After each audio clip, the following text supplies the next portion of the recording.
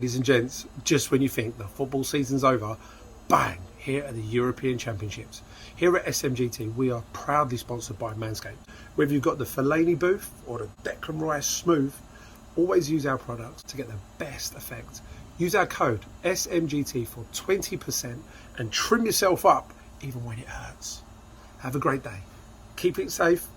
Come on, New England, let's bring it home.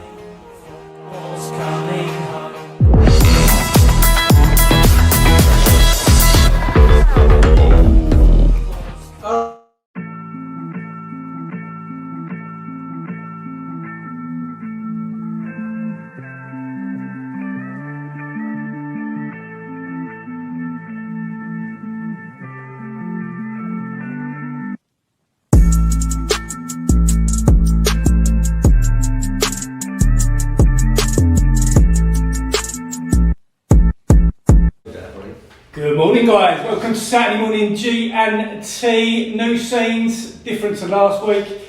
We've got a special guest today. Welcome, Alan Curbishley. Alan, how are you doing? I'm good, yeah. Found my way around here. Yeah. Eventually. Well, far to come, was it, mate? 2 mile. As always, what do we need after a G&T? We need a P. How are you doing, mate? Yeah, very good, thank you. How are you? Welcome to the show, Alan. Yeah, looking forward to it. I'm good, mate. I'm good. I'm back from a few days away with the family. All good, ready to go. Sun is shining. I thought we'd get Alan on today to have a chat. Alan's recently been had the honour of a stand being named after him. I think it's the East Stand, Alan. That's right, yeah. I mean, I was a little bit stunned, to be fair, because, I think that when you see stands named after people, then, maybe may have left us, if you know what I mean. and been honoured. You part of it while you're still here, haven't you? And I started thinking about it, and I know at West Ham we've got Bonzo and Trevor. Yeah. Then I started trying to think about other clubs, obviously Fergie up at Canio and Bobby Charlton, but I started trying to think about other stands that I don't think there's anything at Spurs for anyone. No. Or was when I was at the Amazon soon, I reckon. the old stadium. So yeah, it was a great honour. I mean, when they asked me, I said, I'd be honoured as long as you get the spelling right. Was it Alan? Because it ain't Alan, because my first name's Cluetti. Yeah. I don't think they know how to spell it. Was it surprising? It was. I mean, the new owner. Let's hope so. The new owner that's come in, because they've had a terrible time with the previous owners. The new owner that's come in, they called me up, asked me to go over there. And they said, look, this is what we want to do. And I went, we're kind of great. Yeah. And my mind goes back to sort of when I first ever went to the Valley. And then, loads of people know about my brother, my older brother, etc. But who played there in 1974 was an all-day event. And there was 88,000 in there. Bloody hell. Because the stage was the old West End, then went out to the centre circle, and all the fans were sitting on the pitch, and then on that bank, which is the East End, and they reckon there was 46,000 people on that bank. And, when I first went to Charlton, all they ever told me, all the old fans would come up to me and go, I was there when we played Arsenal in the FA Cup, 65,000, and I was there when the biggest crowd against Aston Villa. No, it wasn't. I was there when the biggest crowd was ever there, 88,000, when they played there. Never knew that. Yeah. But I've been to that ground and I'm trying to work out where, obviously before seating and stuff, but 88,000, that's a lot of people. Massive. That's a massive. Yeah, there should have been 70 others. Yeah. But a lot of them bumped in. I mean, they come from all over the place. It was a massive all-day show. And that, when you see the East End, it goes back way behind that. Yeah. So the East End's going to look like that. Is that the one with the car park is? No, the opposite side. Okay. It's the opposite side. So when it came about, I went, great, yeah. Yeah. A lot of people, obviously, that work with me and the players, etc. I suppose you could imagine that when you first took over as a joint joint manager. To be fair, we took over me and Stevie Grip at Upton Park. Oh, which was great for me. I didn't have to go for that Blackburn Tunnel. It was strange really, because at Upton Park, I think I was getting 5,000 or 6,000 fans there. Which, it's a bit like now with the COVID thing, the fans coming in. But, we took over and we finished 7th that year in the Championship. Should have got in the playoffs, didn't do it. But that infused some investors to get involved, because the club, was on the verge of going, really, I think. They did 5 years at Selhurst Park and then 18 months at Upton Park. The ground at obviously Charlton was dilapidated and smashed up, and what we found as well is that all the 7-year-olds, when we left the Valley, were now 14 supporting other clubs. Yeah. You know, and you got to get your fans when they're young. You know, and so when we got back there, that was the big thing: try and get the youngsters in, try and get the fan base going.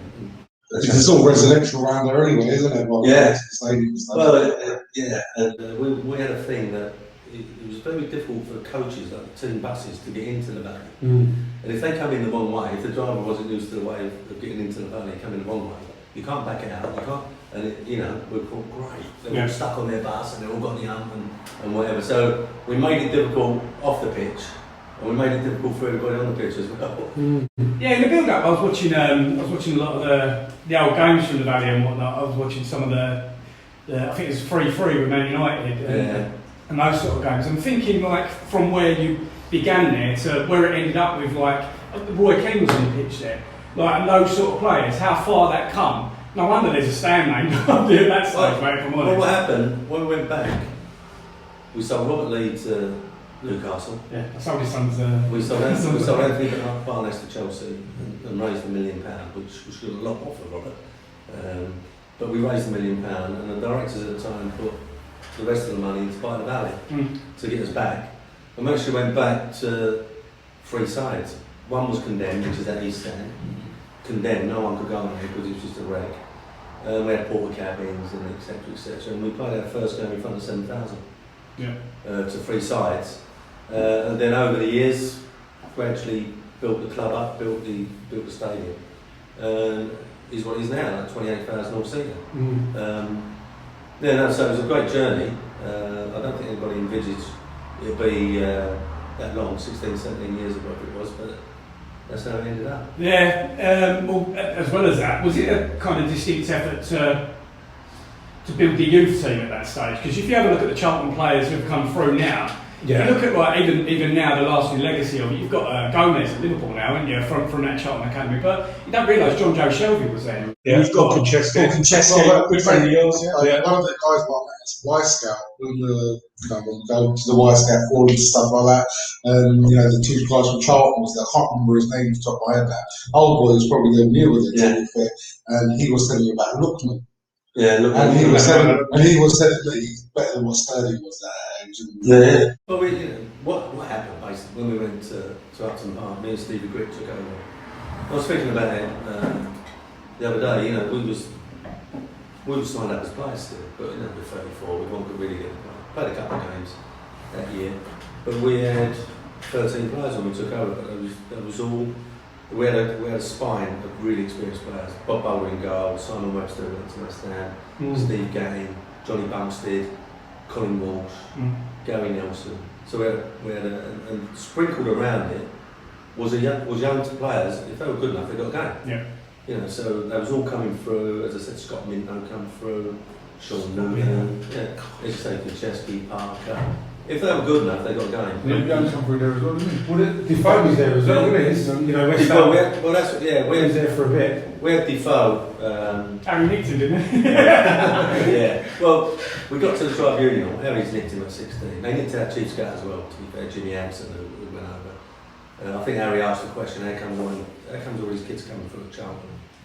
And the chief scout, so Harry pinched the chief scout first, and then pinched Defoe. And we had to go to the tribunal. We were desperate to get not just a fee, but things in the future, add-ons, like England caps. So when you Did you just know with the phone though? Was that the same as Parker and Kucheski, you see him at 13, 14, But the guy doing the tribunal wouldn't give us anything at the end. I was grizzly as hell when I come out because I knew we'd probably get more as a club, more than the fee. In the future, if Jermaine Defoe went on to be a player. And you're talking about games, I think we drew 4-4 one day with West Ham at the Valley. I was there. And he came on and scored, didn't he? Yeah, he did. Made it 4-3. But Kitson scored a hat trick that game. Yeah. That, for me, and I'll talk about some of my experiences moving forward, but at that particular game, again, I remember it so clearly. Kitson scored. a hat-trick, and then obviously Defoe come on as well. But the team we had there, we weren't even as good as Charlton then. You know, looking back, and I think that just shows that how good of a job that you did. Oh God, Alan, you'll be able to tell me. 2002, yeah, I think Glenn Rowan was in charge. I think he was. I think he was. Don Hutchinson. That's it. Yeah, those types of I players. think Paulo, We did have Paulo, yeah. Scott Mino, who ended up at obviously Canio ended up at Charlton weirdly as well. But Funny story behind that, yeah.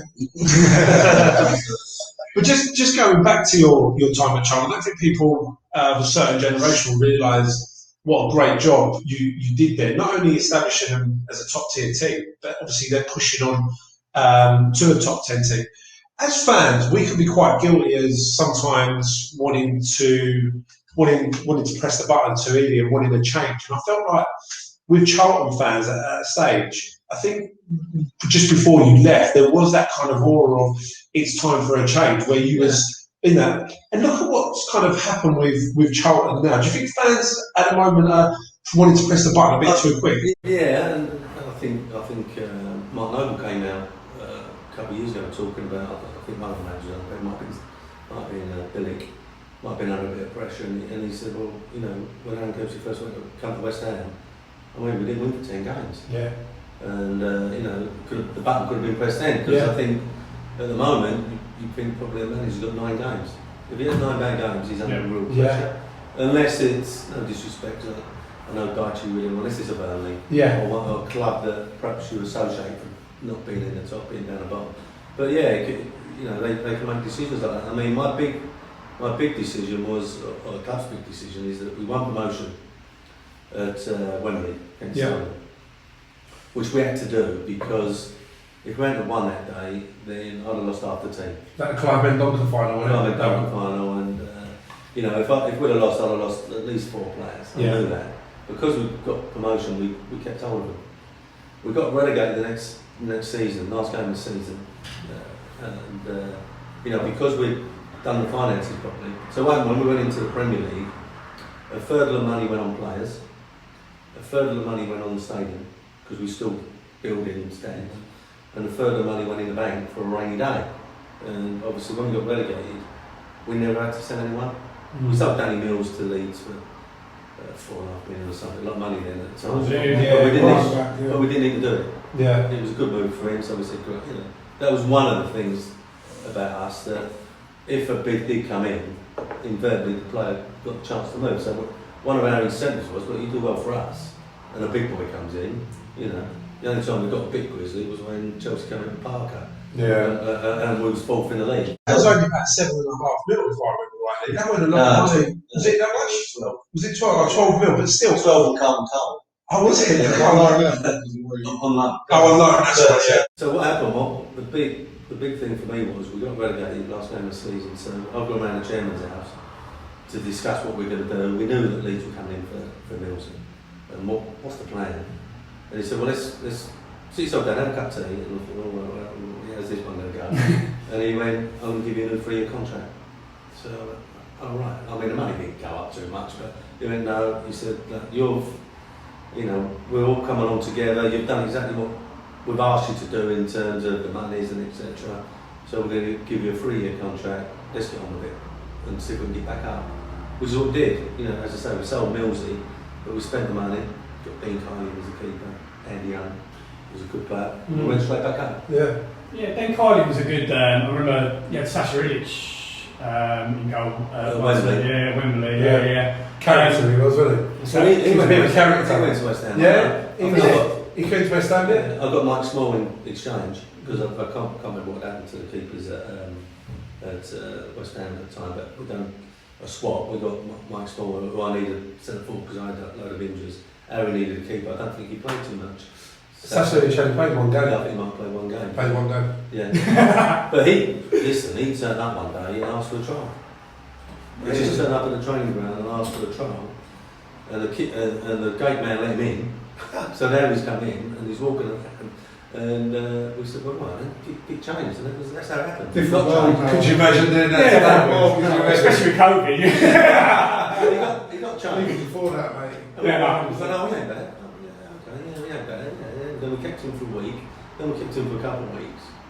And then we signed him to the end of the season as a backup, like third choice, just to have another body around.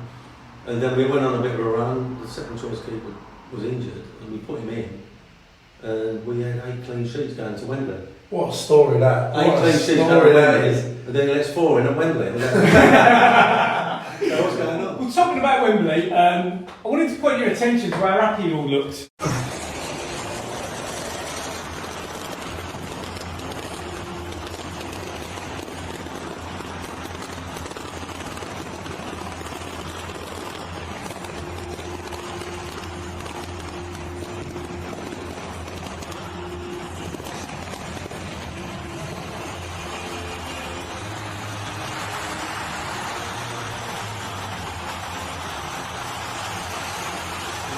There's a job lot from somewhere at Borough, one Saturday. But no, what happened here? I said to the players, that I don't want to see any of them waving to their mum and dads, waving to their missus. Game face on, yeah. You watch them all. It was miserable as sin. So am I. Like, none of them are doing it. Watch the Sunderland boys. They're all waving. Yeah.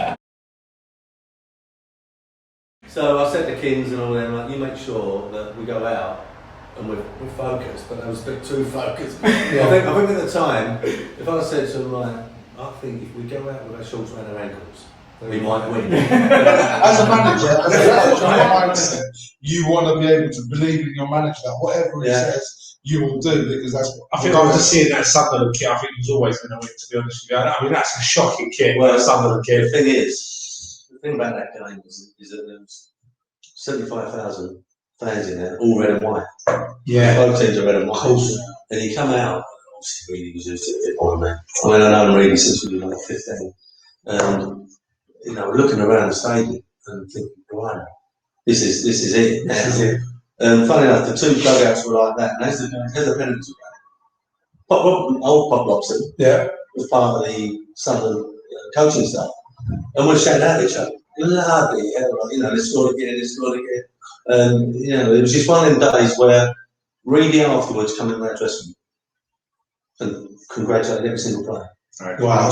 And then went back out. And as I said earlier, I thought we wouldn't have, if we didn't do it, I don't think we'd have been the same. But I knew someone could come back. Yeah, they had Phillips and Quinn at that stage, didn't they? That sort of Alex Ray, wasn't it? I think. And they came back up the next season, didn't they? Yeah. And then Phillips done his 30 goals or whatever. Yeah. They come straight back up. They done it again next year, and which is what I thought. They did nothing. They wouldn't have sold anyone. No, they were a big club. They were a big club then anyway. They were bigger than us at the time, and as I say, we had. With playoff finals, we all know the pressures on them anyway. I mean, every single playoff final you watch, you know that there's one team that are desperate to go up from the financial gains as well. But that particular one really does ring a bell. I think it's one of the best ones to go down, not because of the score, but just the way that the game panned out as well. Someone like Clive Donkey to get a hat-trick as well. Well, he's a big Sunderland fan. He had to get about 80 tickets, I think, and make sure. Yeah, big Sunderland fan. He lived in Sunderland. He's gone back to Sunderland now, and you know, he had to get tickets to make sure they was in the Sunderland end as well. He made that big that was. But the hat trick, when you see the hat trick, it's three of the best goals you're going to see. But I only got told a few years ago that what happened was we practiced penalties like everybody else, right? So when it got to penalties, me and Reedy had to hand in the first 5 to the ref. First 5 names, and then we weren't allowed to be in there, so we had to go back to the dugouts. So when it got to 5-5, none of us knew. I didn't know it was the next one. Right? I didn't know. So did they choose themselves, or were you pointing? No, I was in the dugout, so we don't know what's going on after that. And I only got told a couple of years ago that the referee, I think his name was Kenneth Waterman, he's looked round and gone, well, who's next? And in the managers. But in the centre circle, Stevie Jones who played it. Stevie Jones, I think Richard Rufus, Eddie as a centre half, and Sean Noonan. And so I said, come on, someone's got to take the next penalty. And apparently Rufus pushed Noots out. So he's pushed Noots out, and Noots, if you see it again, he's so nervous and scared, he actually ran all the way to. He couldn't walk. He said, "I couldn't walk." He said, "I can't walk." I was just melting, and he jogged to the penalty and took it. And I've never seen him ever take a penalty, but like, he's scored these obviously, and only got told that a couple of years ago. I cannot imagine the pressure at that sort of stage. I was Especially when you're not expecting it as well, you've just been pushed out. I literally crumble every penalty shootout, no matter what stakes it is. I played the game once, it went around 3 times, and I missed the penalty all 3 times. The dad was like, "Clean, why have you got your help so much?" I tried running him over, I was like, "Get out of my way." I must admit, I missed the Man United game, like belief one, but I was driving and I was listening to the penalties on the radio. Like, Done great penalty. But listening to it on the radio, Yeah. like, it was really exciting.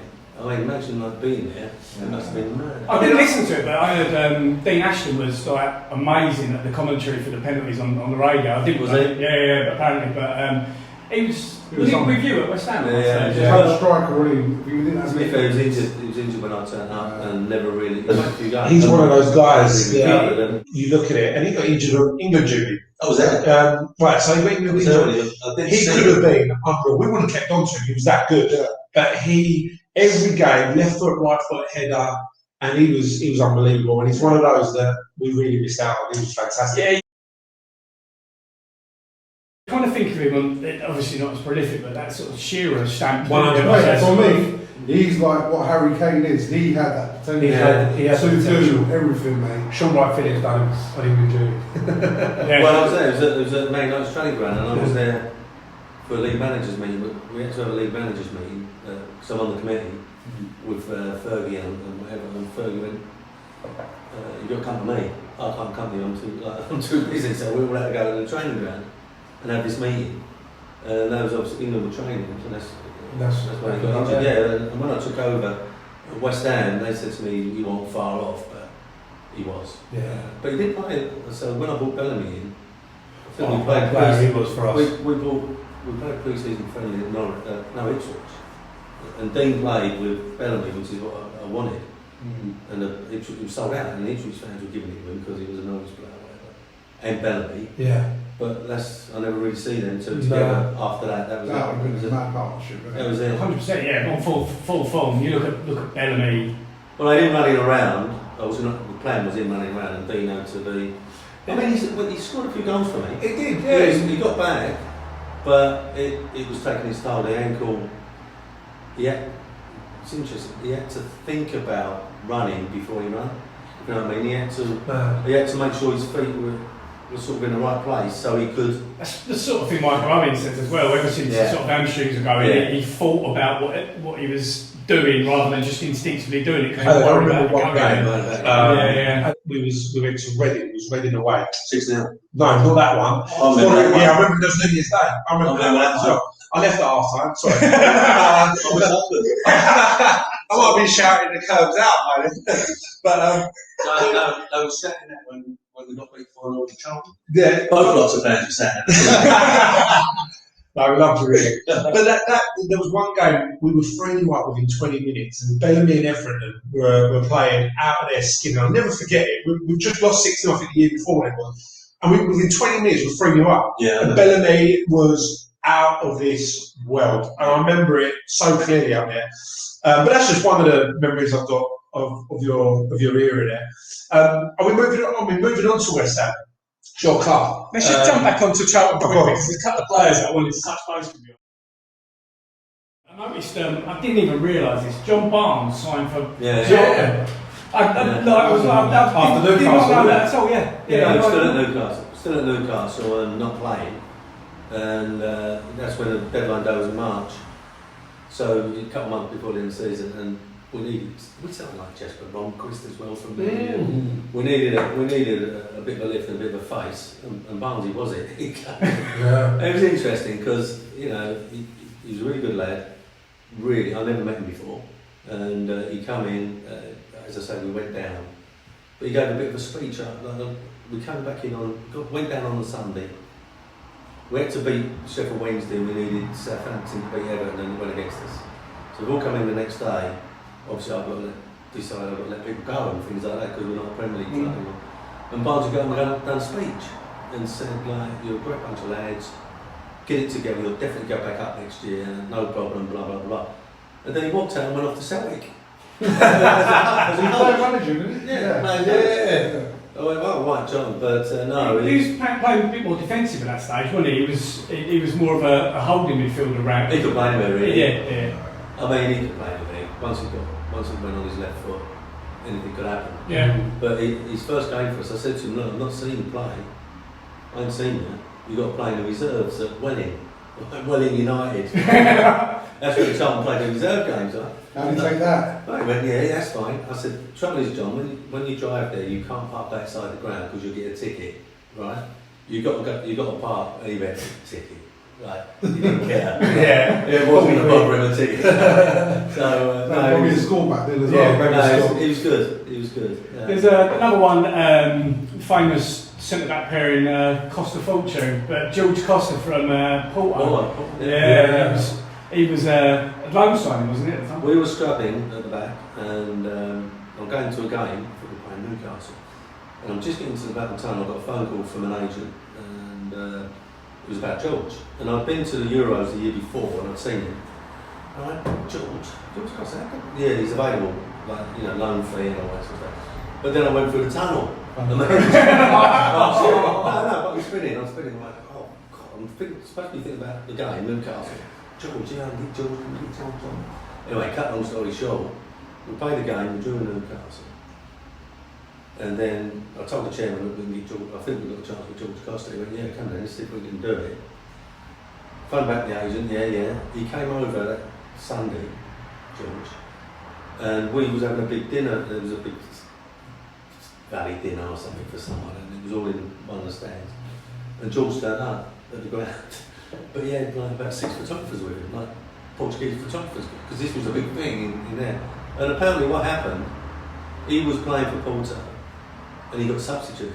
And they were struggling, and he took his armband off and he said he'd give it to a player. And it went on the floor. And the president went like that. Oh, that's anyway. And it was a World Cup in Japan, and if he didn't start playing, he couldn't go. So he signed for us. Like, he didn't even know who we were. He knew he was in the Premier League, but that was about it, I think. And he signed for us. And as we were sitting there on the Monday, we were playing Chelsea on the Wednesday, away. And I said, George, you know, have you got anything to ask me about, you know, the interpreter? And all he said was, George don't play Boxing Day. Boxing Day is no good, because that's a big thing in Portugal. That's it. Yeah. He went, George don't play Boxing Day. So I looked at the fixtures, and it was Fulham away, and I thought, no disrespect to Fulham, I went, yeah, all right. Right. And we played, first game was Chelsea, and I'm trying to talk to him through the interpreter saying, Jimmy Floyd, that's right. That's Jimmy. No problem, Jimmy Floyd, that's right. No problem. He played in Portugal now for Jimmy Floyd, didn't he? He went, no problem. He kicked him early, and then like had him, and as the game went on, Jimmy just sort of moved away from the middle and stayed out there. Done his job. But what happened, he stayed with us to the end of the season, done great for us, went off to the World Cup, and then Mourinho took over at Porto. The rest is history. Yeah, he's right. He wins the league, wins the Champions League, and whatever. But he had to play, and he still contacts the club. He's got a contact at the club, and he still talks to people at the club and whatever. Yeah. So that's how we got him. As I was going through the tunnel, I did hear that West Ham are interested, and someone else are interested, and I thought, oh, here we go. But we got him. So Brilliant signing. That's a great signing. For me, at Charlton, the biggest signing that I've seen, and also the people that you beat to get him, was Danny Murphy. Yeah, well, Danny Murphy, yeah, because we lost Parker to Chelsea, and also we had some decent money, and every time I was going after anyone, the prices were going up. So we didn't spend any money. We were fourth. We had the Canio in the team. We'll go on to Paulo in a minute. Yeah, we were fourth. And to be fair, we beat Chelsea 4-2 Boxing Day to go fourth. And Ranieri was the manager, and then they made a bid a couple of days later, and it sort of got protracted and went on for 2 weeks. And it wasn't good. And I've known Scotty since he was about 10, and you know, he wanted to go. I said to him, like, I wanted to keep him, but like, listen, you can go, but we won 15 million or whatever it was, and they offered 6, so we were miles apart. Yeah. So it went on for 2 weeks, as I say, I think it was 12, plus Carlton come on loan, and Scotty went.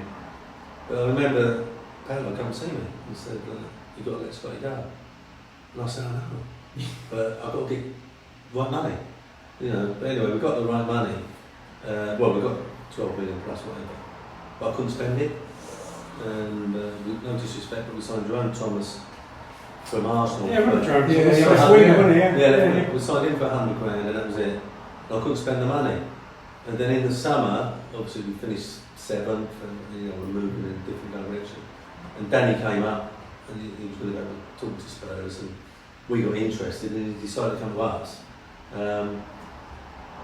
Bit angry with him a little bit because I changed the way we were going to play. We went 4-3-3 and Danny getting a free roll and I had Kishev and Matty on as the workers in there. And I bent down the middle.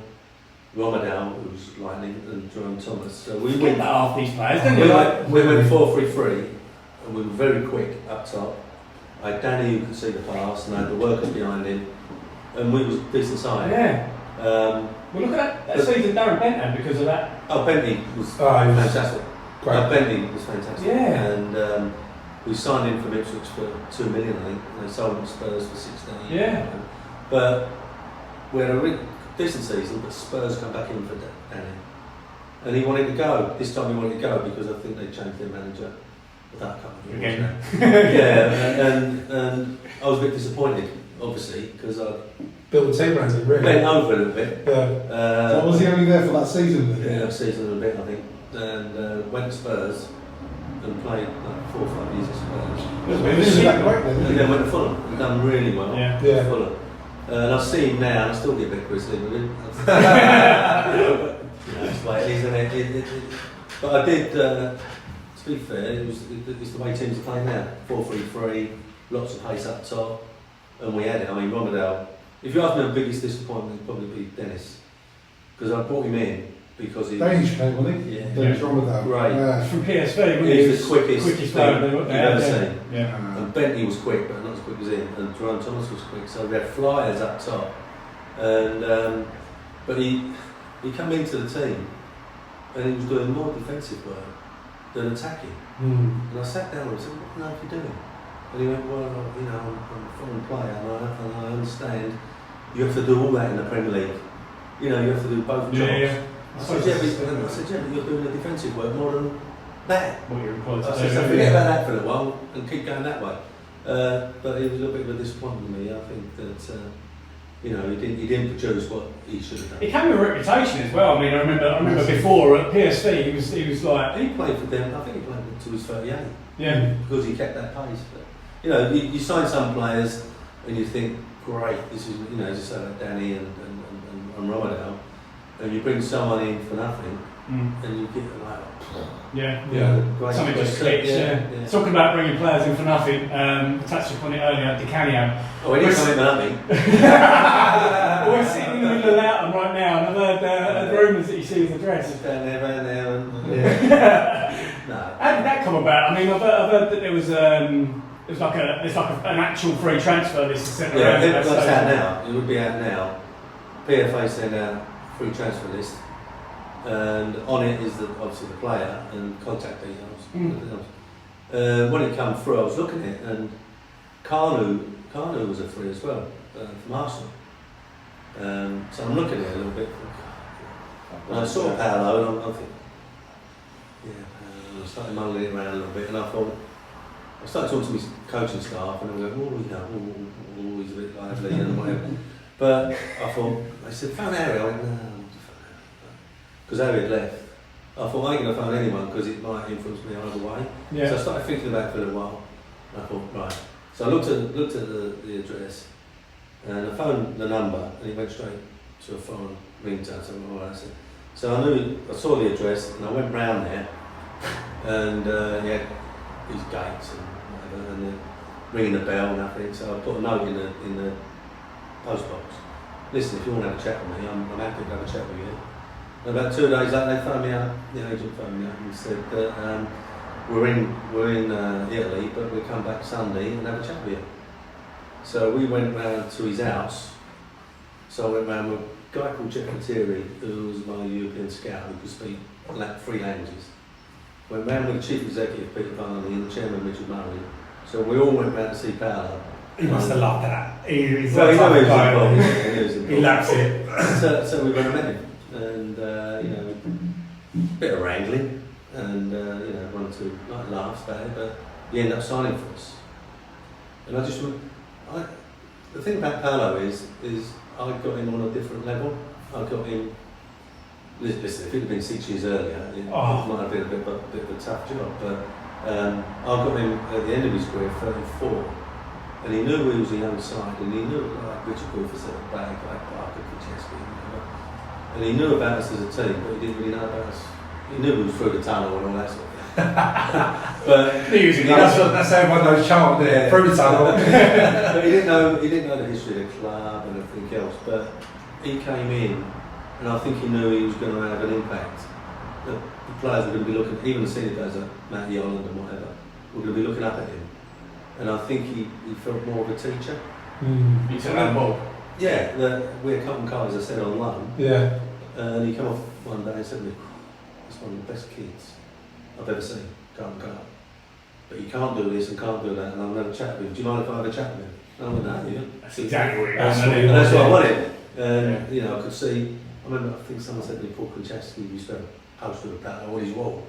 You know what I mean? I think wait a second. That's growing up. Yeah. You know, and I could see Parker and all the young kids looking at him and the way he conducted himself, which not a lot of people would think. Perfect pro. Yeah. All the right things. Yes. Trained too hard. I mean, we had to stop him sometimes. Was just like great for us.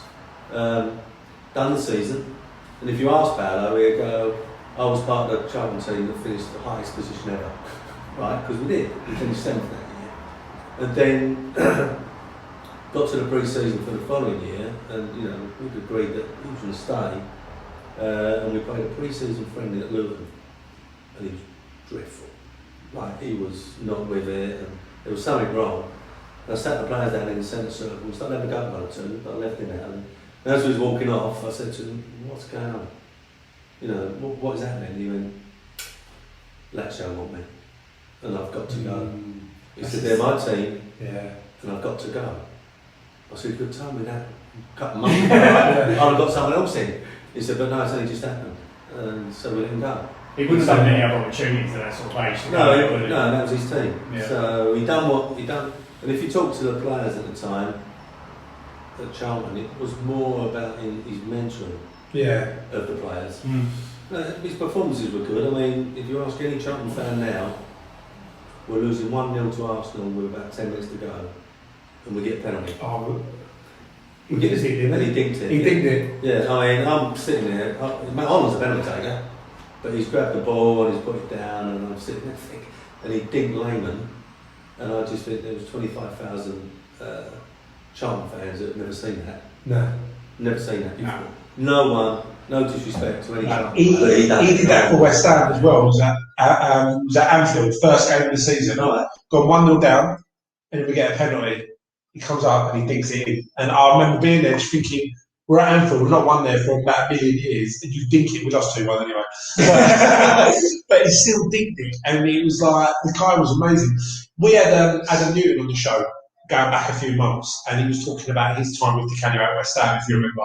That's the one thing he said as well, he said that the mentoring that he had at the club, everyone looked up to him, whether you had a poster with him in your room, every single training session, he'd make you look silly, and then afterwards have a chat with you and go, "This is how you need to work." And I think as a manager, that's what you want. You want something like that.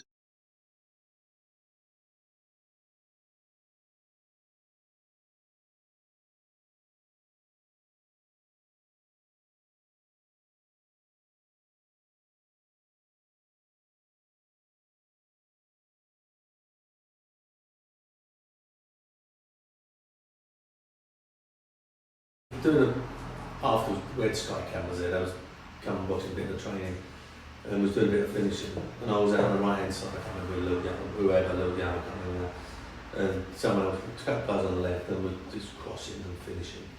And he knew the cameras was on, so crossed the ball to the penalty spot, and he's come up, instead of volleying it, he's turned his body and back-heeled it, and it flew in, right, and the Sky still got it, it's a bit of footage, and like, all the players just went, you know what I mean, it's just like, Isn't it weird though, like that sort of player who hasn't, you don't think of Canio as an international, someone who's proven themselves at international level, but they're still this like mythical being, aren't they? Like an Eric Cantona. Yeah. Eric Cantona for me is that sort of maverick style striker who everyone would look up to, but they're not someone that's improved or impressed at international level. But in this country, they're like hailed as sort of Someone who can do something out of nothing. Yeah. And also, I think, as you say, the way they conduct themselves, they can be a bit lively. Yeah. Because there's some lively stories about, obviously, about Cantona. Yeah. I think Alex has got his thing out at the moment, and he talks a lot about him. It's the same as Canio. Yeah. But if they perform, invariably, the rest of the players It's sort of wrong for him that You you have like a Yeah, different. well, there was a story that Man United had a social evening at Chester Races or something like that, and they all had to turn up in their blazers, and it was like a sponsorship thing as well, and they're all there except Eric, and apparently Eric's turned up a little bit late, and as he walked in, he's got trainers on and jeans and a nice casual jacket, and all the boys have been collar and tie. You know? So Brucey's side was up to Alex. It goes, what are we going to do then? What are we going to do? And Alex says, what's that? He said, well, what do you think about everything? It's a fine, isn't it? Yeah. In them days, I think most fines they were collecting money in the players' pool so they could have a jolly up in Marbella. They probably meant it more as well. What are we going to do? What are we going to do? You know? Go and tell them when they can win a game on their own. They can come to it like that. And I was like, well, Bruce went back and went, no money there.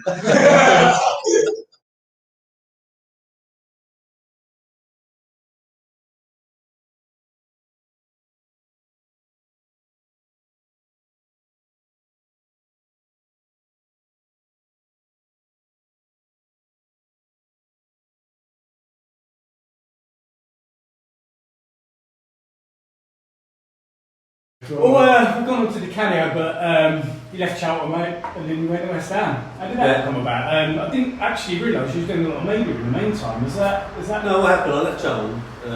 You went back on about the fans. It was nothing to do with the fans. It was I had a year left on the contract. Chairman wanted me to sign for 3 years. I wanted to let the contract run, really. And I thought after 16 years, that'd be 17. I can then sit down in the summer and decide what I wanted to do. Re-sign or have a break or move on.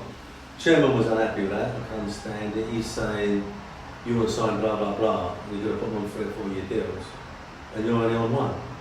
And it ain't right. I said, well done. I'm happy to let it. Anyway, as the discussion went on, it was a Friday afternoon before we played Blackburn, and I was suddenly leaving. That's the way, it's incredible, like a meeting like this, and suddenly I'm leaving. And I went home that evening, Friday night, said to the family, I'm leaving. Tomorrow's my last game at home, then got Man United away last game. And I've got to tell staff tomorrow, I've been told to keep quiet about it until the next day. Went in the next day, told the staff I'm leaving, which invariably means they're leaving, which ain't good, and etc. So that's how it happened. It was nothing to do with the fans, really. Did you feel like it had gone full circle at that stage? No, but been there 16 years, and perhaps they got fed up. Some of the players got fed up with the same voice or the same style of play or whatever. But I've had I was going to say, there must have been a lot of opportunities where you're punching well beyond your weight. Really. a lot. Oh, West Ham, we're coming to you, and you reject not. Yeah, well, you stayed with Charlton, didn't you, at that particular time? When Harry left, but I just signed a long-term contract, like 4 years, and anyway, it didn't materialise. But so suddenly I'm leaving. So we played Blackburn, played Man U, and I'm gone. So I enjoyed myself doing the TV, doing Sky, doing that for 6 months. Got a couple of sniffs, but nothing I was interested in, and West Ham sacked Pards. I mean, Pards was one of my first signings at Charlton. You know, so I knew him very well. Yeah. So he's got sacked. I think West Ham got beat from Paulo. I think. Yeah, I remember that. It was a big defeat. Yeah, Saturday. And they decided to make a change. That was off the Magnuson as well, wasn't it? Yeah, so then I got contacted, you know. Now I'm a free agent, so if I was at Charlton, there'd be compensation and everything, but I was in a decent position. So they came in, West Ham came in, and that was it. I went in on Thursday, I think, and the first game was Man U. Again. So my last game at Charlton was Man U, right? And we're obviously Upton Park, a little bit different, and we won 1-0. Then we went to Fulham. Was that Rio Coca one? Rio Coca. Yeah, it was that. We won 1-0, then got to Fulham and drew 1-1. Should have won. And I was thinking, why have we even gotten 3? You know, I'm looking at the squad and everything else, and then we went on a run of about 8 or 9 games without winning. Should have won. Yeah. A few of the games, but we didn't, and then suddenly right in it. But no, that's how it happened. Paulo got sacked, and then 2 weeks after I took on West Ham, Paulo's gone to Charlton. Yes. Right, so we're both involved in a relegation scrap. As I say, we went over to the Valley and got beat 4-0, and it looked as if they were going to get out of it, and West Ham were going to go down. Obviously, the way it spun round, they went down and West Ham stayed up. But did Les Reed go to Charlton afterwards? No, I had Les Reed with me at the playoff final. Right. He left after the playoff final against Sunderland, and I brought Mervyn down. Les went off to the FA. Right. To bring all the academies in line. Yeah, he literally was there. Yeah. The FA thought. Yeah. When I left, Ian Dowie went in.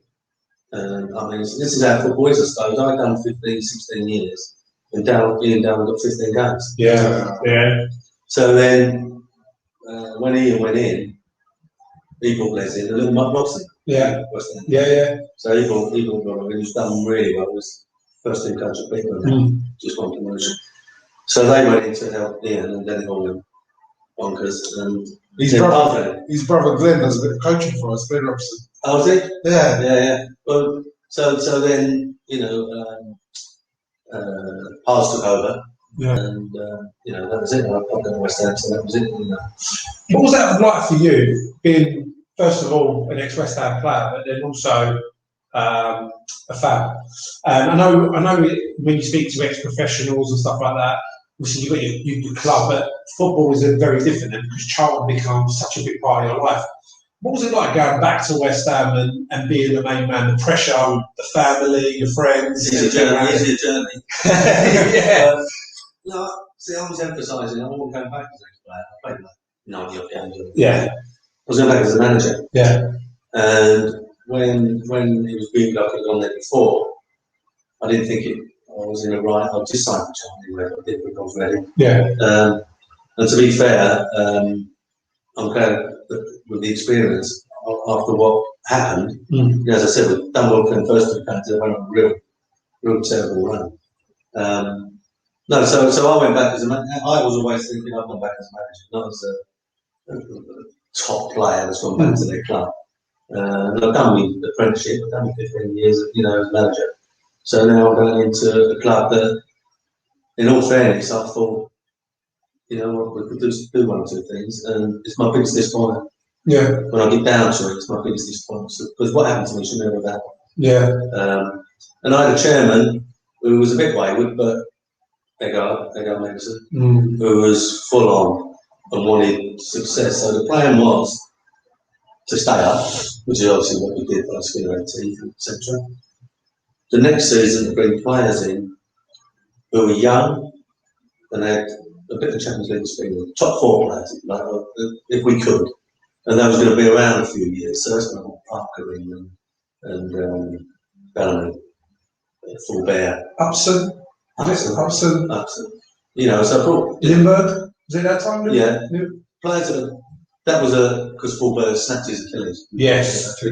I remember him driving around Loughton. Do you remember his car? Yeah, I remember his car. Do you remember his car? Over. Oh, no. He had a silver Bentley that was like matte silver. I didn't go into the car I park. went to a pre-season friendly. Mervyn Day used to go in the car park and tell me what's going on. But, you know, we stayed up, finished 10th the next season, and then all these players. I mean, Yossi wanted to leave and went to Liverpool, so we got Bellamy. So Payson Bellamy, Payson Gilbert, Payson Parker, Upson at the back, Rob Green in goal, Lucas Neal. I was having a bit of a side. We went pre-season to Switzerland, and the first 3 days we lost Bellamy with a knee injury. No, Ashley. Bellamy with a knee injury. Robert snapped his Achilles, and Parker done his knee. And Parker done his knee in a friendly going into the most craziest tackle. And 2 or 3 players fell on him. And he ended up doing his knee. So we come back from pre-season, I've lost 3 of my players, the big ones, which was a bit of a blow. And then by the time they all got themselves fit, the rest is history. Yeah.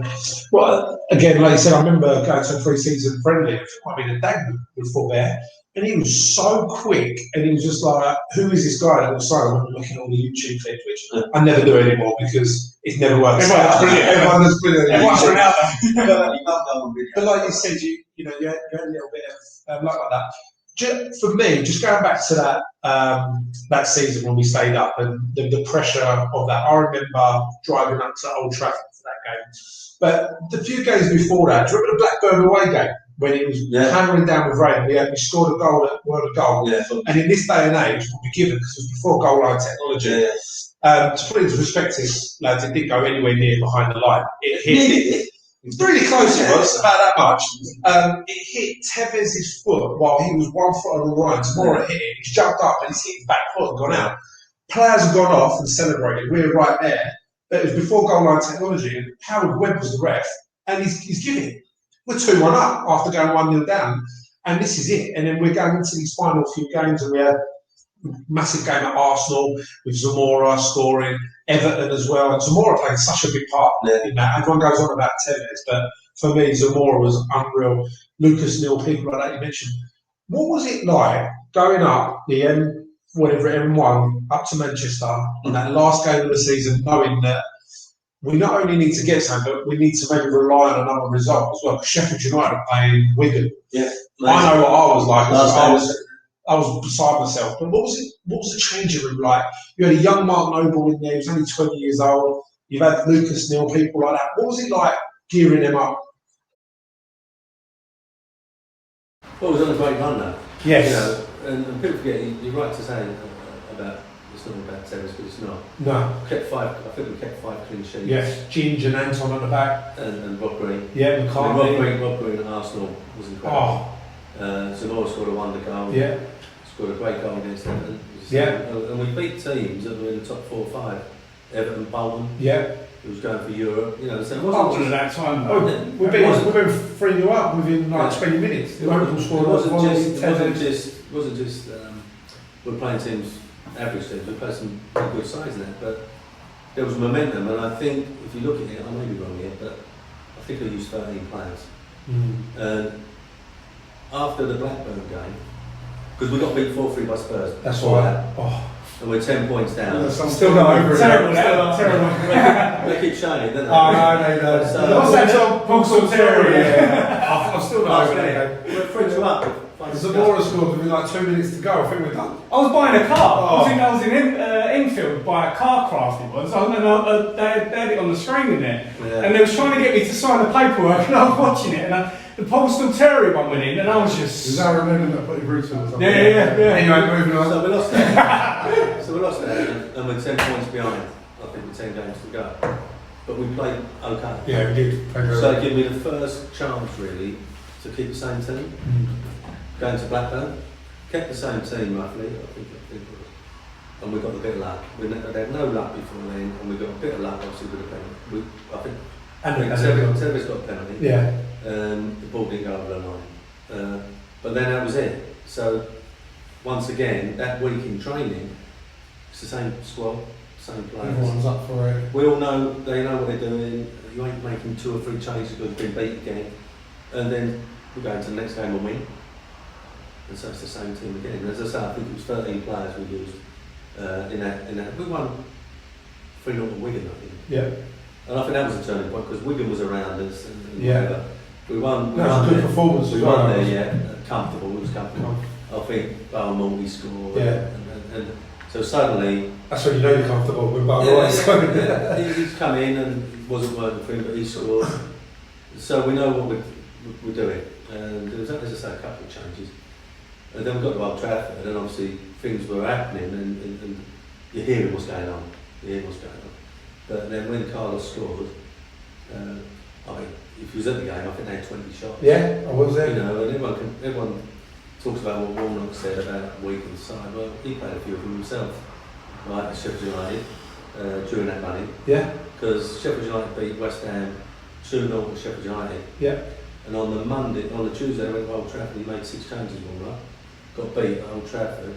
Then he restored the team when they played at Charlton and got a draw. Yeah. So he you didn't hear Mourinho moan about the weakened side against Man United, but things like that. Yeah. So we knew. I knew with 20 minutes to go that perhaps we didn't need to win it. Yeah. But things can change. You often, I think, recently, one team was up in the one team was going in the post, one late. So it can change. But so when we done it, the funny thing was, I always remember the funny thing afterwards, is their guy had come into the dressing room and they had all lipstick on his head. Well, all the West Ham fans, because they all took like corporate. Yeah, so as he's walked through, all the women are kissing him on the head. Love it. So, and to be fair to them, we sat there and we basically was obviously relieved, but we said that we can't go through that again. Yeah. We can't. And I said, well, hopefully we won't. So, let's move on. But I think if you talk to the players, he alluded to it recently in an interview. So his best, because in the weirdest way, I asked him what his favourite ever game was, and he said it was that game. Was it? And he said that it shouldn't be because it's a relegation game, but the build up to it, the atmosphere, and the final whistle going, and it was pissing down with rain, and just the whole season's work, and we've stayed up, and it was unbelievable. And you're right, the team that we had then, we should nowhere have been where we was. It happened before West Ham. Yeah, Look at that team that got relegated initially with 42 points. Yeah, but it's weird how it sort of comes about. That's the best thing about the Premier League. It can happen, but. For me, that year, I remember it so clearly because not only having my season ticket, but I went to all the away games as well. So every game was, you just couldn't get away from it. You feel it every game. I knew how big it was for us to stay up because we had biscuit money or whatever it was. But when we knew that, I think we signed Kieran Dyer as well, didn't we? Yeah, people like that. So he broke his leg. Yeah, he broke his leg. Second game, broke his leg at Bristol Rovers. Funny enough, he broke his leg at Bristol Rovers. In the cup, wasn't it? And he begged me to play in it. We just beat Birmingham away. And he begged me to play in it because he wanted to play some football. Bellamy begged me as well because he wanted to score. Yeah, he scored. And the next day, I went to Holly House to see Kieran Dyer. And Bobby Zamora was limping around in there as well, having a medical on his knee because he'd hurt his knee. I didn't even know about that. And I got in there to see Kieran. And Bobby's limping about, and it was just things like that was happening quite a lot. But no, as I say, we signed players that firstly would attract other players. Yeah. So when Bellamy came in and Parker and people like that, I was having I won't name names, but I was having young players at decent clubs thinking things were happening. Yeah. And the plan was if you signed someone like Parker and you keep it for 3 or 4 years. The top 4 team players, you attract other players. That was the plan. But obviously, then the financial crisis came, and that wasn't so much it was the club was in trouble. It was the Icelandic boys had leveraged, mortgaged, and lent. So it wasn't the club that it wasn't the wages that we was paying or the money of the club. Yeah. It was the loan. Yeah. To buy the club. That was the big problem as I understood it, and that when that started to unfold, that was a big problem. What was the? I mean, it was a standout moment. I can't exactly remember what happened, but the Tevez Mascherano transfer. They come through last year because Kia and his fund from Brazil were going to probably buy West Ham. Yeah, And that's what they wanted to do. Thanks to players there. Well, I didn't know too much about it. Obviously, I come in Yeah. and there was a problem there, so I got both players in. Mascherano had been out injured or ill, or he had food poisoning, but his ankle had been out injured. Tevez was okay with one playing. Well, January he went to Liverpool, didn't he? Well, that's what happened. I got him in and said, you know, Mullins was outstanding. what do you want to do? Sorry? Mullins kept him out. There's nothing to do with that. I won't even tell you on there, but Mascherano was very unhappy. Tevez was happy. Yeah. So I said, well, okay, let's see what we can do. And as you say, that Mascherano went off to Liverpool, but Tevez wanted to stay, and so that was it. That's how we progressed. And I remember calling Carlos in because we had an interpreter there for the Carlos, and you know, I said, I want the interpreter to say it exactly as I'm saying this. Right, make sure you say it as I'm saying this. So I got the pitch into 3 bits: attacking third, defensive third. And I said, Carlos, when I look at what you've been doing, all the videos I've been watching, etc., I'll give you 8 out of 10, no, 7 out of 10 defensively, a bit like Ronaldo, and I'll give you 9 out of 10 in that midfield area. But you're going to get 1 out of 10 because you're never in it. How are you going to score if you're not? Yeah. I said, tell him exactly as I said it. And he did, he said it. And Carlos went, I said, you've got to get in there. You want to do everything else, which is what he does. Yeah. But you don't want to get in there. And it's incredible that he scored against Spurs and his first goal in 20 games. Yeah. How can Carlos Tevez go 20 games? Anyway, that's how it developed. And Iman Zamora was the parent. Yeah.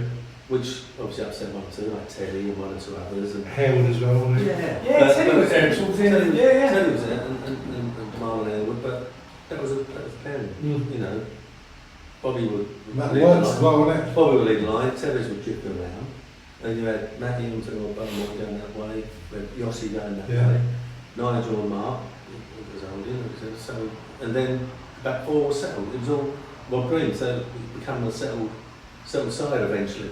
But yeah, Carlos obviously gets a lot of praise, quite rightly so. Yeah. You know, how can you go from West Ham, then to Man United, then to Man City, and Mascherano goes from Liverpool to Barcelona? Yeah. They're top players. They're top players. Top Yeah. players. Did you envisage Mascherano becoming a centre back at any stage? Because he was. I didn't see it. Barcelona. To be fair, I didn't see him training. No. I didn't. He had an ankle injury when I got there, and then he had food poisoning or something. So I never really saw him play. No. But that was it. You know, he wanted to go. There's other reasons behind it. One for him. No, there's other reasons behind it, which I can't go into. But, you know, that's it. With Tevez, I mean, you think of Tevez and you think of sort of Rooney along those sort of lines of the same sort of hungry, ball-wanting player who gets drawn into a lot of the other things. Do you think that they are better off being sort of funneled into that one? You think of that Rooney season, I think he scored 30 odd goals one year by just being that striker, but he didn't seem happy. Yeah, I think Carlos had a couple of things going. I think where he wasn't playing, he packed a little bit on, and he wasn't 100% fit. You know, then when he started playing regular, that all come along. No, I just think even when he went to Man U, he drifted out there. He was just one of them sort of players you couldn't pin down. Yeah. But then if you have other players who want to go past him, that was great, but it was very difficult to go past him when he was in the back 4. Yeah. Because that's what he was just never in a. If you look at the early games of Carlos, he was never in the attacking third. So that changed. Yeah. Especially with Bobby. I mean, Bobby was great. He was a good lad, Bob, and you know, on the ball, off the ball, in the dressing room, he was a good lad. So I think he brought him along as well. You know. I've seen recently, I mean, he's still playing at Boca Juniors, old Tevez. Yeah. He's got no alternative but to stay in the box because he can't run anymore. But talking about players who sort of stuck around that sort of box area, you mentioned him a minute ago, Teddy Sheringham. What are your memories of Teddy at that stage? Because he never had any place to start off with, really. So No, I knew Teddy, like socially. Yeah. But I never obviously been anywhere near him on a football pitch or whatever. But what happened, I think we made a goal for Rick Coke in the first game. I think he came on and then played Yes. Fulham. And then when we went on that downward thing, you know, struggling and changing it every week and whatever. And then suddenly when the partnership happened with Bobby and Tevez, that was it, you know, and I couldn't change it. You know, and so Teddy was a bit grisly, and he'd be the first to admit that. And when he went off to manage at Stevenage, you realise that it's a little bit more difficult to manager. But no, we're going all right now. Yeah. But you know, I can understand it. I'm dealing with a top player who's really unhappy about things. Like one or two of them was, you know. But you know, that's life. You've got to do it. But obviously, when I was manager of Charlton and he was at Man United. See, Fergie always had a number 10 who dropped off, like you talking about Canio, then Teddy, Berbatov. Yeah. Someone that didn't play up front, which is very difficult for the centre half to mark. Yeah. It's normal now. Yeah. You know, everyone's got someone like that. You know, Harry Kane drops off and then the other two are going. Yeah. But then, you know, with Teddy and Cantona, Dalglish was like that. Dalglish never stayed up top. No. He'd drop off and you had Rushy going that way. Because centre halves can't mark people like that. Yeah. It's also a bit different as well when you're playing in a successful team like Man United, or if you're playing in a team that needs to get a result. You know, you are your hands are tied behind your back. You've got to go with what's working. So, fortunately, when you get to that age as well, like Teddy was getting, he wasn't as fresh as he was. the eldest player. Yeah. It's unbelievable. He won all the goals. I mean, he's still 100%. Really. You see now, Well, he ain't got yeah, yeah. So you can stick a kit on now and probably do a job for us. He's unbelievably fit. Player. Yeah. No doubt about that. And as I say, when he went to Man U, I took my boy out to watch Man U as a treat. And on the way home, we stopped off at the service station, and he was in with his agent. You know, and he came out with Michael. Yeah. And whatever. No, it was great. Yeah. I was watching, which game was it? I think it was the Man United game, and there was a weird bit of commentary at the time, and I think there was an England link at one stage, potentially down to 21s. Did anything ever get discussed with you along those sort of lines? Well, I can't remember. I think Adam Crozier was head of the FA at the time, I think. And the idea was, we had a couple of foreign managers, and the idea was to put a couple of younger English managers around the England squad. Yeah. Me, Peter Reid at the time, whatever. Just so we got used to it. Got used to 20 odd players turning up on a Sunday night, ready for a couple of games, you know, international games. Because obviously people wanted an English manager. Yeah. But how was we going to get the opportunity? We wasn't managing the top sides. We wasn't managing the top players, if you like. So the idea was, especially when Ericsson was there, was to get around it and be involved, but on the periphery. No pressure, just watch it all. But it never really happened, never really materialised. And then when Sven left, there was a short list drawn up. I think it was me, Sam, Martin O'Neill, Scolari. Martin O'Neill? Martin O'Neill, I think Scolari and Steve McLaren.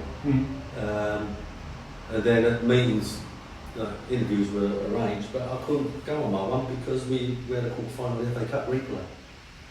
So I couldn't go, and I can't remember where it was, in Oxford somewhere, whatever. Obviously Sam went and they all done their bit.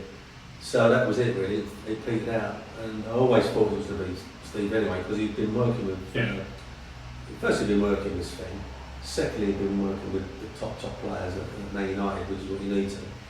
And he'd been in Europe as well. And none of us had, even, obviously Sam and whatever. So it was interesting, but I didn't think it was ever going to go anywhere. So you left West Ham at that stage as well. you said that's one of your biggest regrets, kind of, with that sort of team. Does that still stick by you in regards to how that petered out and the way that West Ham sort of dealt with it at that stage? Yeah, it's wrong. Yeah. It was all wrong. Yeah. And, without delving too much into it, it should have been sorted out quickly. But the Premier League at the time had never had managers resigning. They had managers getting sacked, and it got sorted out quickly. But never had managers resigning. And funny enough, after it was me, then Martin O'Neill resigned at Villa and Kevin Keegan resigned at Newcastle. So suddenly they had a situation where they'd not had to deal with before. And Scudamore at the Premier League set up a thing where if there was contended, or there's going to be a court case or whatever, there was a list of QCs, and 3 QCs got picked to sit on the thing. That's how it is now, but there was nothing in place then, so it took months. But it took a year, and it should never have took that time. It should never have happened in the first place. Anyway, so in that year, personally, I think a bit of damage was done. Yeah. Whatever. But once it was sorted out, I wasn't really getting off of things that I thought would take me back in. It was championship clubs, it was perhaps teams with 10 games to go and Premier League couldn't get relegated. The standard thing, isn't it? When you've got 15 games to go and then, So it wasn't, things weren't right, I'm not getting offered. And then suddenly, as Fergie said in the cup times, you've been out too long, you're out too long. And that's why you see Moisey jump back in, Brucey jump back in, Sam jump back in, you've got to get back in, even if it ain't where you really want to go. But I didn't, and I was quite enjoying what I was doing, easy life. TV work and stuff. Yeah. But you've kept your hair to start off with. Yeah. Most managers don't. Yeah, it's going great up. But I've sort of had a different lifestyle. And then when you're out for that couple of years, you're out. Yeah. Because there's new chief executives, there's new owners, you ain't got the contacts with the agents anymore, and things move on so quickly in football. And as I say, I was doing TV in there, and the one thing that I could do when I'm doing the TV, like I do a lot of the Premier League stuff that goes abroad, I could actually sit there and criticise Mourinho, or criticise anyone, and they can't really say anything. Yeah. It's when they get criticised by people that have never managed, they Yeah. get a bit critical. Yeah. But at least I could say what I felt was wrong and whatever. And so that's how it developed, and then suddenly, boom, you're out. But no, I had 18 years as a player, 18 years as a manager.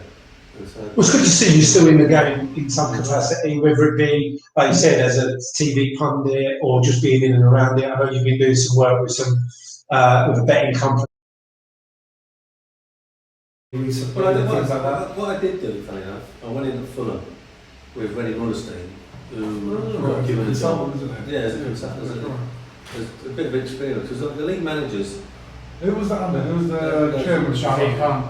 It was calm. It was calm, but That was before Tony came to the picture.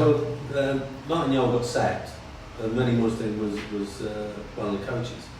And Martin Yole took all his coaches back, and Rennie was left on his own. I'd only ever met him really with Fergie, but it was merely to get someone with a bit of experience to come in and try and help, and perhaps we thought back doing this, not actually have anything to do with the decision making, but if you thought back doing this, I think they need a couple days off, whatever. So he wasn't a director of football then? Not really. I was like a mentor, as an advisor, right? Which there is a role, and there is quite a lot of older managers at the moment mentoring Division 1, Division 2 managers, because they're quite young. It's their first job. 60%. I think the stat is 60% of first-time managers never get another job. So there is a bit of that. So Rennie was first-time manager. So I went in there, but it only lasted a month because of results and whatever, and they changed it. Brought McGat in or whatever. And then I went, and because I was in there, Kit Simons was the youth team coach at the time. Then a year or so later, he got the job. So he said, "Would you come in?" So I said, no. So I came in and ended up doing about 4 or 5 months, and then he got sacked. But I quite liked it because I didn't have any pressure on me, but perhaps the manager's head's spinning a little bit, and I'm going, "Look, I've been there. Perhaps you should think about this and think about that." So that's what I've done, and I still think there's a role, not for me now, I suppose, but there's a role. There's so many experienced managers out there. But what happens is, I think the young manager might see it as a threat, or the board might see it as a weakness in the manager. Yeah. You know, to be fair, like, when Gianfranco took over from me, was it too big? I don't know. Yeah. You know what I mean? Would you need someone above, you know, to perhaps, well, that's Ryan Parker, when he first took over Fulham. Is there someone just that, you know, but as I say, I think it's something that's going to happen. Because I think in this day and age now, you know, I mean, in all forms. Yeah, and it's a high pressure job. And, you know, going in it as an ex-player, just touching on Scott Parker, you obviously had him twice in your career.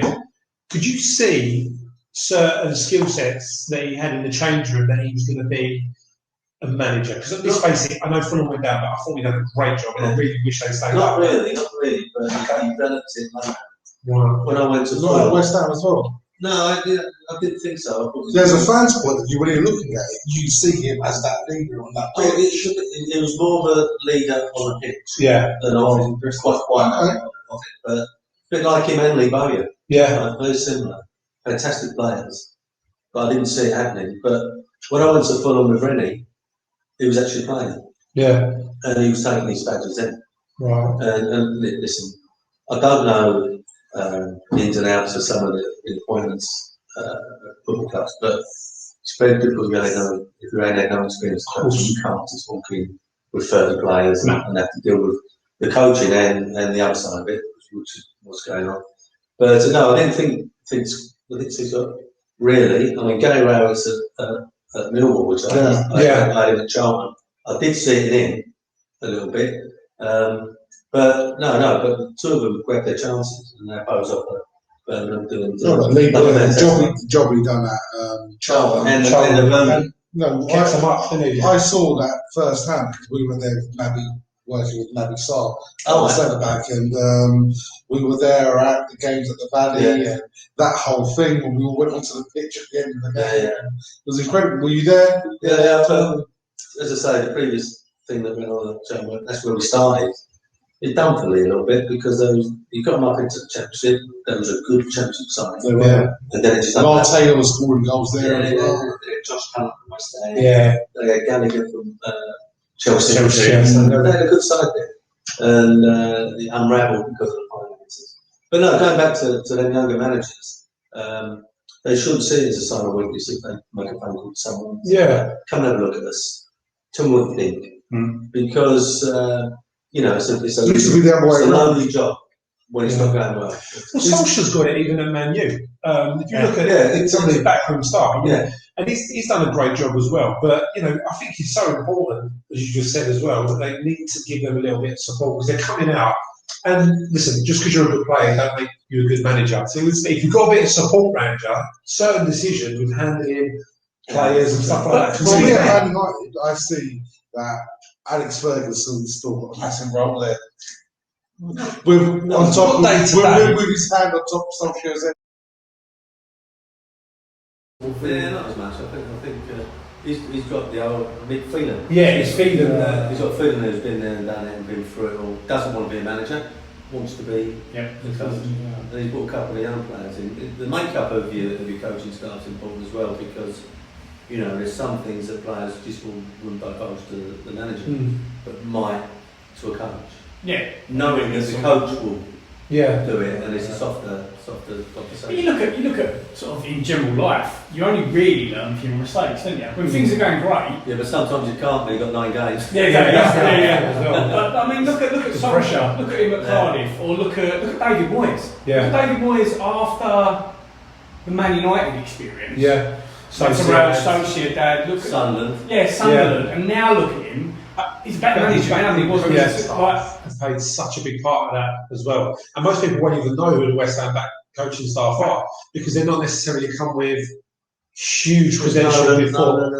He's got Nolan, Irvine, who just sits down there. He's got a bit more of a technical role. Piercy, and then you've got a guy there. Stuart Pearce back? Yeah, Stuart's back after his outburst. And then you got another guy whose name just kind of Nevin, and Paul Nevin. They've done a fantastic job there, and Moyes was obviously leading that apart. But did Mervyn Day follow you wherever you was? Was he always your number two? No, me and Stevie Green. Yeah. Then me and Les Reed. And then me and Merv. Merv comes to West. Yeah. Yeah, well, and I took. It's funny. I look around here now. My fitness coach is at West Brom. My kit man's at Villa. My old kit man. You there as well, didn't you? Yeah. Mervyn was doing chief scout at Bristol City recently. Glyn Snodding, who was one of my I remember him. He's up north somewhere. So they're all still working, which I'm pleased about. Yeah, that's good to hear. Because it's difficult to get back in. You follow the manager around, which is a big problem if the manager is sacked. You spoke about sort of the England-ish connection there and discussing with them. What do you think about this summer? What do you think the? Well, I think when I was managing, the talk about the Premier League was, how are we going to get these young players through? Yeah. When it's so difficult, relegation is massive. If you're in a bit of a struggle, you're going to go with experience more and put the kid in. That's why when Mark came through, that was just Mark Noble coming through in a relegation scrap like that. Normally you go with an experience, whatever. But we've got players now, and I'll go back to what Sven had. Sven had the group. Yeah. He had the group. He had them players there, and I don't think he could quite. He wanted to fit them all in, but he couldn't. He didn't have the right feel. And I think Gareth's in the same position at the moment with his players. The one thing that Gareth's got going for him, I spoke about earlier, is because he's been there and done it as a player. He knows what it's like to be away for 4 weeks, 5 weeks. He knows what it's like, the intensity. He's got the experience of the World Cup behind him as well. Well, no, but the World Cup where he was the manager there, and he's gone through the whole experience. Yeah, cool. Which is massive, isn't it? I'd like to see. Yeah, I was going to say we'd probably have 4 different sides if we spoke about it. It's crazy from your sort of days in the Premier League that it was spoke about that the foreign influence there with the players was drowning out the English players. I always remember that discussion and that debate. Now you're looking, it seems to be the cream is kind of rising to the top with it. You get a lot of the. Well, that's what I said. I think what happened. There was a lot of foreign imports, and then there was a bit of a block on it. You had to be a certain standard coming, which is fine. Which is what you're going to find in Brexit now. Yeah. The players are going to have to be a certain looking down the chain as well. So like now, when we talk to players like National League's not too bad. They're going to have to look down because they're top players. The Championship. Yeah, good point. The Championship's the 5th highest league in the world. Yeah. But the thing was, and it was always British Schoolboy, because the Premier League were getting a lot of criticism because of young players getting like starved of any first team football and having to go on loan to the Championship sides or whatever. Like you said, Josh Cullen and Gallagher, for instance. But it's now changed that because of the academies, these young players are coming through, and if they can get into their first team, firstly, it's so advantageous for the clubs having homegrown talent, because the fans can really get behind it. I love it. But when they was getting starved of any first team football, but now they're coming through, and of such a standard. As I say, can you see the likes of Foden and Grealish being able to play with each other in that England team? Or does it depend on the opponent? Other teams have to fit in, don't they? Yeah. You see all these fantastic players. Yeah. I just thought, I was watching a game the other night, and every time Grealish picked up, something might happen. Yeah. And it doesn't matter where you play. You play on the right or left. He can change games. Yeah, he can change games. So can Foden. So if you've got game changers, you've got to fit in somewhere. I think if he's going to play, which more likely Henderson and Rice to protect that back 3, 4, whatever, then it enables you to play Grealish, Foden, Mount. He's had a great season as well, going forward behind Kane. I think Mount will play. Yeah, I think he will as well. Because I think you can rely on him. He's one of them reliable boys. He finds the holes, doesn't he? He finds those so little he can play right or left. Everyone in football at the minute. So does he play one side and does Foden play the other? Grealish and Kane. I mean, is that no, but then what do you do? Are you then not playing Sterling and Rashford? Sancho, Rashford. That's ridiculous, isn't it? For me, you look at the other side of it now. You've got to look at the other side of it, he's got them in a training camp. He's got their fitness levels. Yeah. Does Sterling run himself out? I don't know. Well, You know, judging maybe- by his cup final performance. Yeah, but when you've got you know, like he might need a whole week off. Yeah. You know what I mean? You don't know what's going on in that camp. Tournament football's different as well, isn't it? You know, you're looking at It that is, but 4 they're 5 not week. alone. Yeah. It's not better, isn't it? It is, you're not wrong. Especially if some fans can get in there. Yeah, that'd be nice. That's another bonus that we ain't factored in, have you? Yeah, that's true. Yeah, we're going to Wembley. Yeah. Going to Wembley is great. There's a goalkeeper as well from the Charlton. I didn't even realise Nick Pope was a Charlton goalkeeper at one stage. Nick Pope, but I think probably our weakest point in that team is the goalkeeper. Yeah. Basically, when you think about the goalkeeper, perhaps at the moment, we've not thought about his hands.